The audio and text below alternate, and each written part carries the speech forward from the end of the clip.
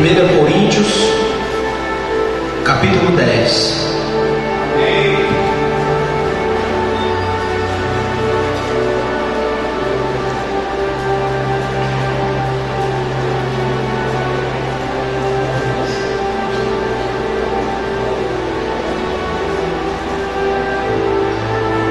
A palavra do Senhor diz assim: ora, irmãos, não quero que ignoreis que nossos pais estiveram sob a nuvem, e todos passaram pelo mar, tendo sido todos batizados, assim na nuvem como no mar, com respeito a Moisés. Senhor, meu Deus, meu Pai, te peço que a partir deste momento, meu Pai, o Senhor possa me usar, que no abrir e no fechar da minha boca, seja o Teu Santo Espírito a falar nos nossos corações, meu Deus. Pois aqui eu oro e agradeço em nome do Senhor Jesus. Amém. Não quero que ignoreis que os nossos pais estiveram sob a nuvem, ou seja, por baixo da nuvem, a proteção. Todos passaram pelo mar, tendo sido todos batizados, assim na nuvem como no mar, com respeito a Moisés. Mas mesmo com todas essas coisas, com a proteção de Deus, com o milagre que o Senhor fez abrindo aquele mar, o povo batizado, Deus tinha feito a promessa de retirá-lo do Egito e de levar à terra prometida. Amém? Mas mesmo assim o povo murmurava. Mesmo assim o povo se revoltava e se rebelava contra Deus.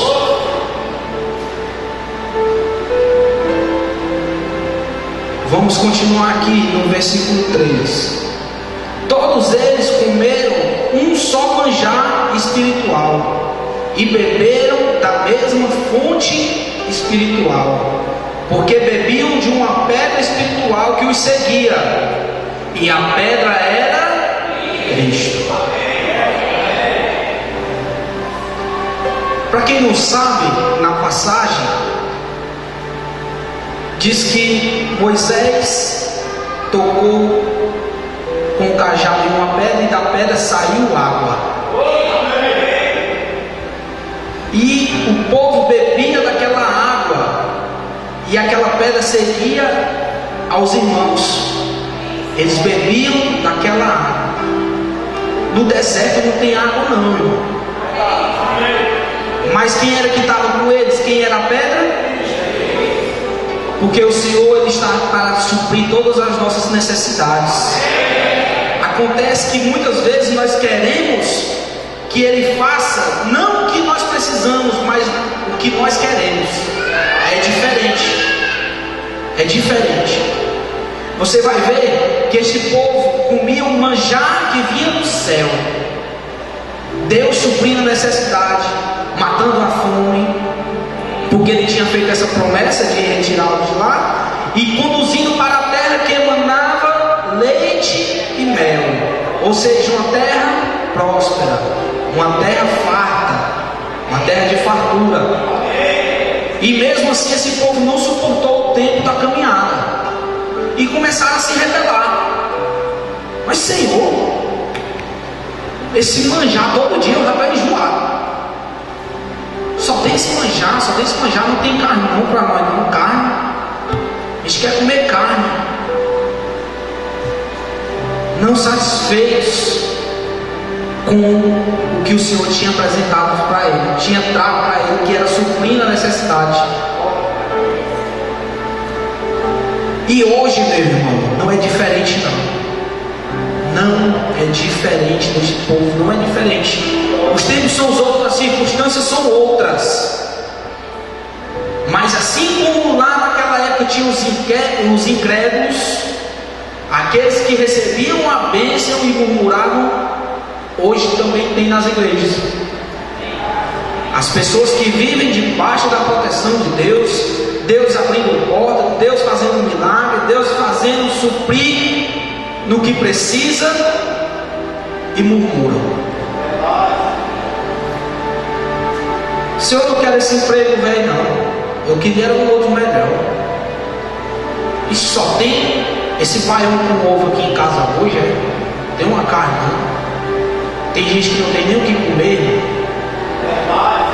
Vi uma foto essa semana aí de uma menina num país aí que está em guerra, a criança morreu de fome. Você acha que isso não existe? Não, ainda existe. A questão é que nós somos egoístas, irmão. Nós só pensamos no nosso ego, a nossa vontade. Nós não pensamos no próximo. O ser humano, ele é egoísta. Estou dizendo nós somos falhos, irmãos. Só quem passou aqui por esta terra que não carregou os pecados que eram nossos, não era dele, foi o Senhor Jesus. Amém? Ele não tinha pecado. Nós somos falhos, mas nós reconhecemos que a palavra do Senhor diz que para que os nossos pecados sejam perdoados, nós temos que confessá-los para Ele. Amém? O povo se rebelava. O Paulo está trazendo aqui a memória aqui daquele povo. Não ignoreis que nossos pais estiveram sob a nuvem e todos passaram pelo mar. Ou seja, Deus estava protegendo, Deus estava livrando, fazendo o milagre acontecer, e mesmo assim eles estavam se rebelando. Entretanto, Deus não se agradou da maioria deles, razão porque ficaram prostrados no deserto. Deus não se agradou deles. Mas por que, pastor, que Deus não se agradou deles? Porque eles não tinham fé para caminhar com o Senhor. A palavra do Senhor diz que sem fé é impossível agradar a Deus. Tome como exemplo o arraial de Israel, onde Deus mandou 10 sinais, 10 pragas para o Egito, para que Faraó libertasse o povo. Deus mostrando para Faraó o poder que ele tinha. Tudo acontecia no Egito e o arraial não acontecia nada, porque estava sob a proteção do Senhor. Mas mesmo assim o povo insistia em estar em rebelião. Mas o Senhor sustenta isso como, pastor? Você quer um exemplo que o povo não cria muito? Quando Moisés subiu ao monte para falar com o Senhor, o que foi que eles fizeram? Construíram um bezerro de ouro para adorar. Porque Moisés se afastou e eles viam em Moisés como um libertador. Mas só que Moisés ali era só um instrumento usado por Deus, como ele poderia usar qualquer um outro. Eles estavam acreditando que Moisés era o libertador, mas o libertador na realidade foi Deus. Foi ele que chegou para Moisés e disse: Moisés, eu ouvi o clamor do meu povo e eu desci para libertá-los. Quem libertou foi Deus. Amém? Moisés era servo do Senhor, como todos nós somos.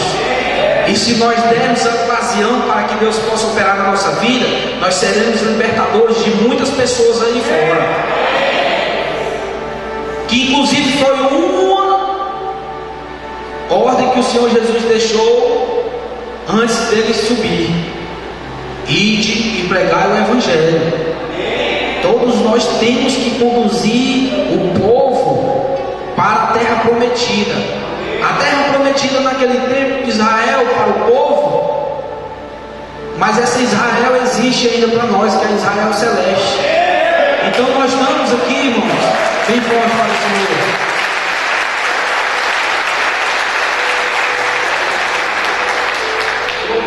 Façamos aqui, trazendo para nosso hoje, os dias de hoje.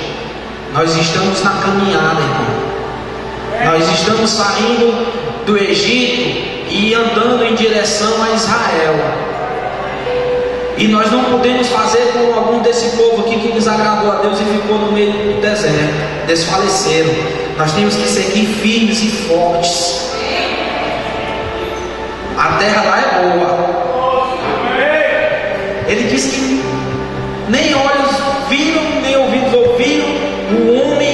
é incapaz de imaginar a beleza que é estar no céu. Diz que o homem não tem a capacidade de imaginar como lá é bonito. Veja que nós somos seres racionais, nós imaginamos, sonhamos algo, mas você pode imaginar, exagerar, e você não vai conseguir visualizar a beleza que é. Amém? Aí ele diz aqui, ó, no versículo 6: ora, estas coisas se tornaram exemplos para nós, a fim de que não cobicemos as coisas más, como eles cobiçaram. Amém? Nós não cobicemos as coisas más, como eles cobiçaram. Porque o povo, quando estava no Egito, quando estava na caminhada no deserto, eles começaram a se lembrar das coisas lá do Egito, nos manás lá do Egito, nas bebidas do Egito, e eles cobiçaram as coisas que não eram de Deus.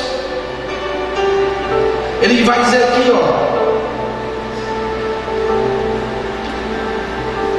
no versículo 7, ele diz que não façais, pois, idólatras, como alguns deles, porquanto está escrito: o povo assentou-se para comer e beber, e levantou-se para divertir-se. Aquele povo era idólatra, ele adorava a vários deuses, e o povo que foi libertado por Deus estava deixando de adorar a Deus e se lembrando daquilo que Deus tinha retirado. E ele disse aqui que deixou isso para nós como exemplo, que nós não venhamos fazer como este povo que Deus estava conduzindo para a terra que ele havia prometido, e eles, pela própria ganância e pelo desejo pelo mal, desejo pelo pecado, desejo pelo que é errado, desfaleceram, não conseguiram. Tanto é que daquela geração que saiu peregrinando, somente quantas pessoas entraram lá na terra prometida? Josué e Caleb, porque perseveraram, porque obedeciam. O pastor Cirano já deu a doutrina aqui, e eu sempre lembro, porque as coisas com Deus é assim, irmão. Eu ouço, eu obedeço, eu recebo. Os irmãos não ouviam, se ouviam porque Moisés falava, Deus falava com Moisés e Moisés transmitia, mas não obedeciam. Como era que ia receber a bênção? Josué e Caleb confiaram na terra que Deus havia prometido, falaram que a terra era boa, e os outros: não vamos não, lá tem gigante, não dá para nós não vamos conseguir. E eles dois conseguiram, porque Deus estava com eles, porque Deus viu a vontade deles, e a confiança, a fé. Eles acreditavam, era a fé, eles tinham fé para isso. Amém, irmãos?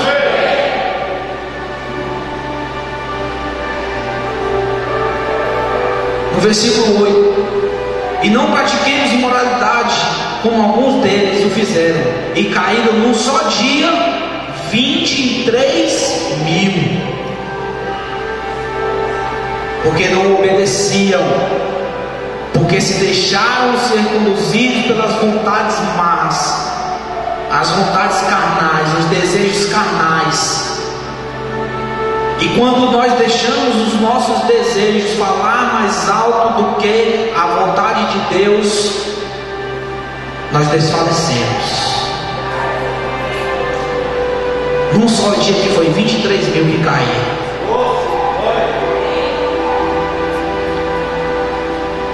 E ele diz aqui, versículo 9: não ponhamos o Senhor à prova como alguns deles já fizeram e pereceram pelas mordeduras das serpentes.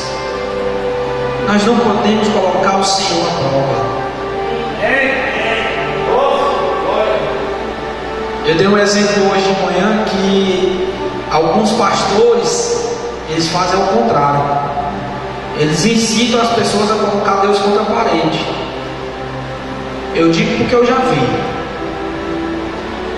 Irmão, você tem que colocar Deus na parede. Se você está fazendo tudo certo, você tem... Deus, o que está acontecendo? Porque o Senhor não está me abençoando. Vai nessa. Deus não precisa provar nada para nós, irmão. Nós que precisamos da bênção dele, nós que precisamos da presença dele. Por quê? Se nós cremos que ele é Deus, ele vai continuar sendo Deus. E se nós não cremos que ele é Deus, ele vai ser Deus do mesmo jeito. Ele não precisa de mim nem de você. Somos nós que precisamos dele, amém? Somos nós que precisamos dele. E tem gente que não tem coragem de afrontar Deus.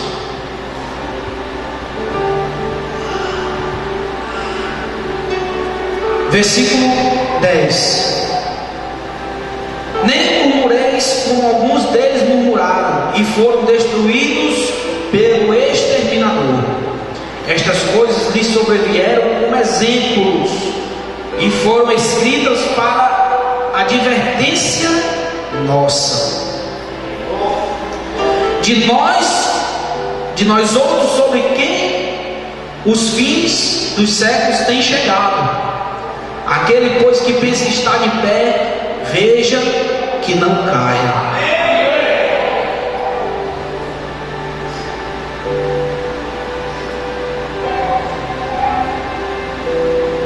Isso foi escrito há muitos anos.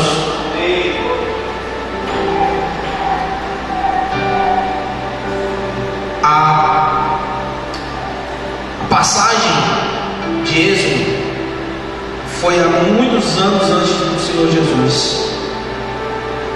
Paulo estava citando aqui alguns trechos de Êxodo para o povo de Coríntios.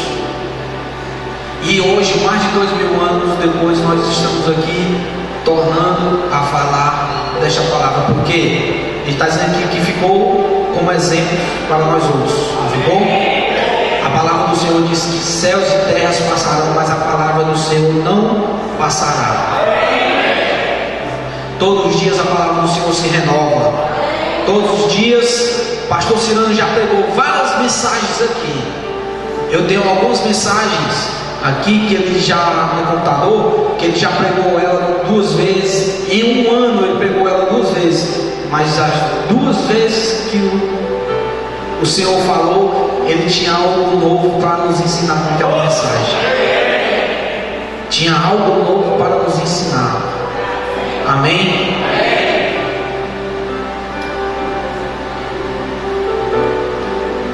Aí no versículo 12 ele diz, né? Aquele, pois, que pensa estar em pé, veja que não caia. É aquilo que sempre o pastor bate, né? Irmão, vigia nesse negócio aí. Tá chegando o final do ano. Irmão, você acha que tá certo? Cuidado com as pedras de tropeço. Os obstáculos vêm querendo nos derrubar. O inimigo em todo momento está aí tentando nos atingir. E ele só consegue quando nós damos brecha. E como é que nós damos brecha, pastor? Quando nós estamos em pecado. Quando nós damos circunstância para isso. Ele está dizendo aqui que nós temos que vigiar para não cair. Aquele que está de pé, vigie para que não caia. Amém? Nós temos que... Nós precisamos da ajuda de Deus? Precisamos. Mas a maioria das provas, a maioria das tentações que vêm, irmãos, são tentações carnais e que nós podemos suportar essas tentações. Amém? Não é nada que nós não podemos conter. A questão é: você quer ou não quer? Você quer deixar de praticar ou não quer? Porque tem gente que sempre fica colocando, né? Falando: ah, não, foi o diabo que me derrubou. Não, foi o diabo que colocou essa pessoa na minha vida. As nossas atitudes, irmão, ela fala por si. Quando nós paramos de ouvir o que Deus tem para nos dizer, e quando colocamos as nossas vontades sobre a vontade de Deus, aí acontece esse tipo de coisa. Amém?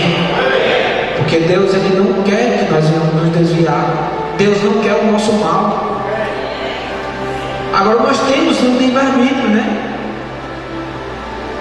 Nós temos um livre-arbítrio. Nós temos que fazer as nossas escolhas. E nós temos que escolher pelo certo. E o certo é o Senhor. O certo é o Senhor Jesus. Amém? Eu tenho certeza que os irmãos que vêm aqui é porque querem uma mudança de vida.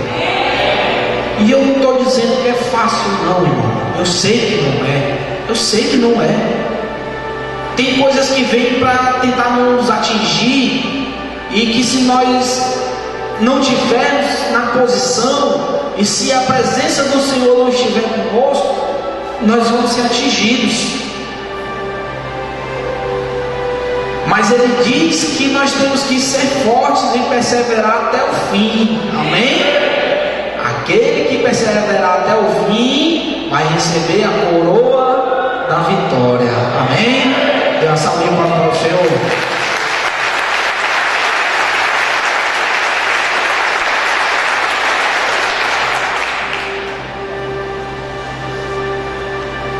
Olha a confirmação aí no versículo 13. Não vos sobreveio tentação que não fosse humana, mas Deus é fiel e não permitirá que sejais tentado além das vossas forças. Pelo contrário, juntamente com a tentação vos proverá livramento, de sorte que a possais suportar. As tentações vêm, mas as tentações são humanas. Mas Deus está ali para nos dar o livramento. As tentações estão vindo, mas Deus está dando a oportunidade de nós conseguirmos vencer as tentações. Aí é aquilo que eu falei, né? Você quer vencer a tentação ou não quer? Aí vai estar sobre cada um de nós. Quando nós tomarmos a decisão certa, aí pode ter certeza que não vai ter tentação na sua vida que vai conseguir te derrubar, quando você estiver firme num propósito com Deus. Amém? A questão é essa daí. Estarmos firmes, caminhando firmes no propósito com o Senhor Jesus. Amém? No versículo 23, pule lá para o versículo 23, ainda do capítulo 10. Todas as coisas são lícitas, mas nem todas convêm. Todas são lícitas, mas nem todas edificam. Ninguém busca o seu próprio interesse, e sim o de outrem. Amém, irmãos? Nós podemos fazer tudo, mas nem tudo nos convém. Nós não podemos trazer para nós as coisas ilícitas. Nós temos que fazer o que é lícito. Amém? Nós temos que fazer não buscando o nosso próprio interesse, mas o interesse comum, o interesse de todos, de outrem. Amém? Deus sempre nos orienta, sempre. Não há nenhum momento na nossa vida que nós não venhamos buscar as respostas desse livro que Deus deixa de nos responder, porque tem. É só você pedir a Ele: Senhor, me mostra, Senhor, me responda. Deus vai lhe mostrar o que é que você está fazendo de errado, o que é que você deixou de fazer, porque nós pecamos tanto por A quanto por omissões. Amém?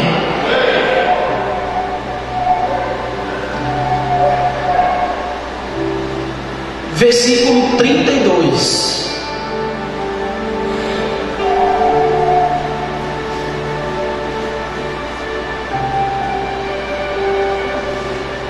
Não vos torneis causa de tropeço, nem para judeus, nem para gentios, nem tampouco para a igreja de Deus.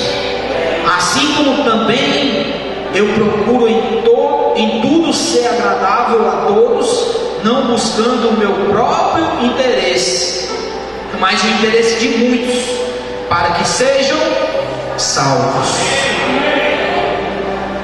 O apóstolo Paulo estava trazendo aqui para o povo que eles não fossem pedra de tropeço para ninguém. E ele diz aqui, que não é só para os da igreja, não, é para todos. Mas não podemos ser pedra de tropeço para ninguém, nem para gentios, nem para judeus, nem tampouco para a igreja de Deus. Quando é que nós somos pedra de tropeço para alguém e principalmente para a obra de Deus? Quando nós, através do nosso testemunho, damos mau testemunho da obra de Deus. Através das nossas atitudes, damos mau testemunho.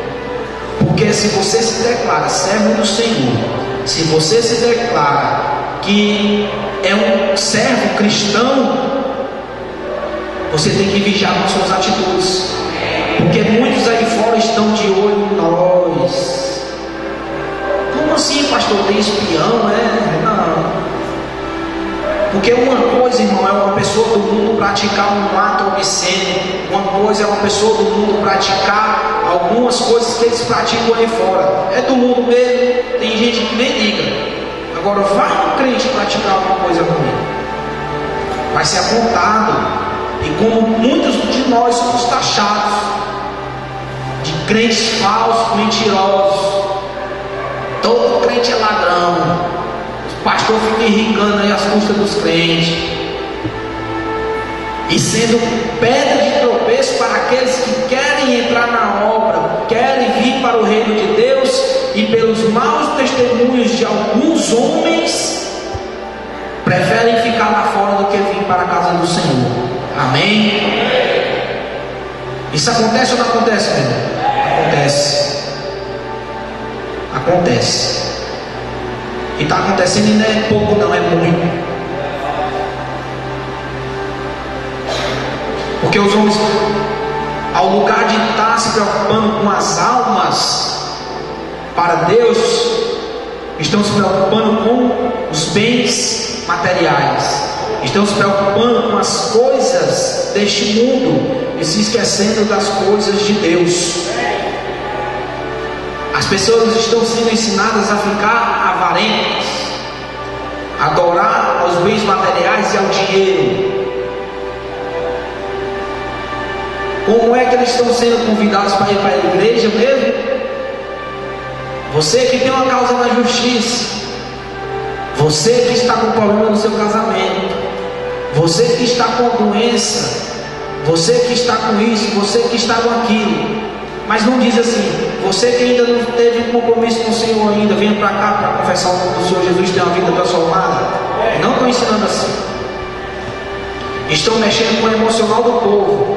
Aí a pessoa vai lá tentando ter a vida transformada, mas ensinada de maneira errada. Porque a palavra do Senhor é bem clara: nós temos que buscar em primeiro lugar o reino de Deus e a sua justiça, e as demais coisas nos serão acrescentadas. As pessoas estão querendo fazer a ordem reversa, estão querendo buscar primeiramente as demais coisas, e o reino de Deus e a sua justiça estão deixando por último,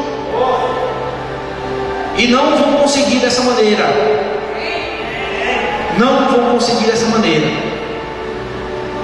Tem pessoa que acha que consegue comprar a sua salvação e não vai conseguir.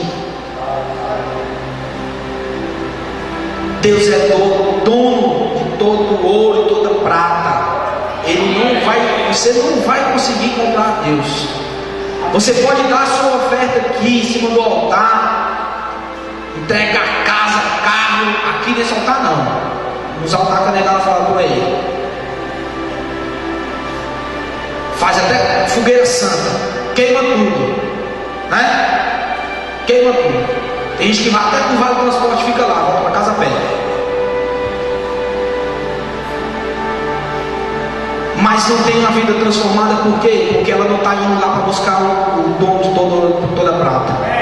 Eles estão indo buscar a bênção, mas não querem buscar o abençoador. Não quer ter Deus na vida delas.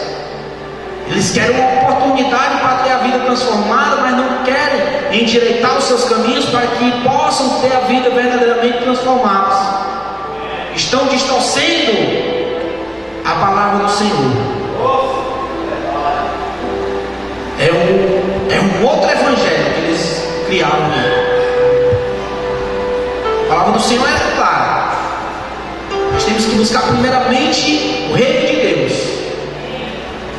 porque Ele sabe das nossas necessidades, Ele sabe do que nós precisamos. Quando nós estivermos caminhando com Ele, Ele vai saber do que é que você precisa. Amém, irmãos?